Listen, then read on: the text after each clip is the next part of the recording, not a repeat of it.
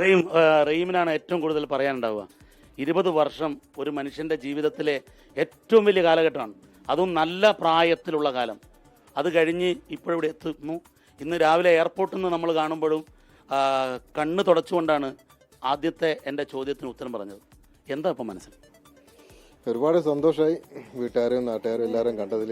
ഇതിനെല്ലാം സാഹചര്യം ഒരുക്കി തന്ന ലോക മലയാളികൾക്കും പത്രമാധ്യമങ്ങൾക്കും സോഷ്യൽ മീഡിയ, റിയാദിലെ ഇന്ത്യൻ എംബസികളും നിയമസഹായ കമ്മിറ്റികളും എണ്ണി പറയാൻ ഇവിടെ ഒരുപാടുണ്ട്.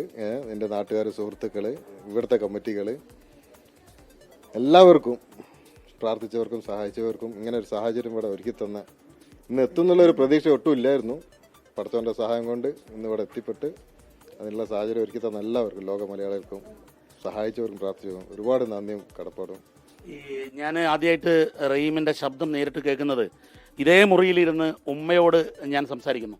അന്ന് എൻ്റെ കൂടെ ശ്രീകണ്ഠൻ നായർ, SKN ഉണ്ടായിരുന്നു, ഉഷാ ശ്രീകണ്ഠൻ നായർ ഉണ്ടായിരുന്നു. അന്ന് റഹീമിൻ്റെ വാക്ക് ഇതായിരുന്നു, ഞാനിപ്പോഴും ഓർക്കുന്നുണ്ട്, നിങ്ങളെല്ലാവരും സഹായിച്ച് ഒരുമിച്ച് നിന്ന് എന്നെ അങ്ങ് എത്തിക്കണമെന്ന്. അന്നത്തെ ആ തൊണ്ട ഇടർച്ചയിൽ നിന്നും ഇപ്പോഴൊരു സമാധാനത്തിലേക്ക് എത്തി. തീർച്ചയായിട്ടും. കാരണം മുമ്പ് ഒരു പ്രതീക്ഷ ഇല്ലായിരുന്നു, 10-18 വർഷത്തോളം ഒരു പ്രതീക്ഷ ഇല്ലായിരുന്നു ഇങ്ങനെ ഒരു മോചനം സംഭവിക്കും.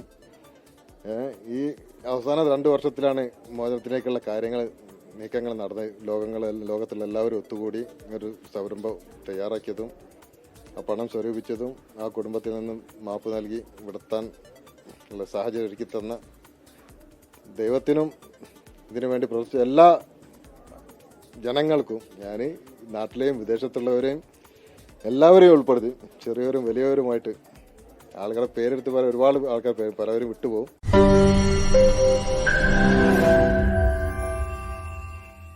ലോകത്തെവിടെയായാലും ഏത് സമയത്തും 24 വാർത്തകളും ഓഗ്മെന്റഡ് റിയാലിറ്റി പാക്കേജുകളും എക്സ്പ്ലെയിനറുകളും വിശദമായി കാണാൻ ഞങ്ങളുടെ യൂട്യൂബ് ചാനൽ നിങ്ങൾക്ക് സബ്സ്ക്രൈബ് ചെയ്യാം.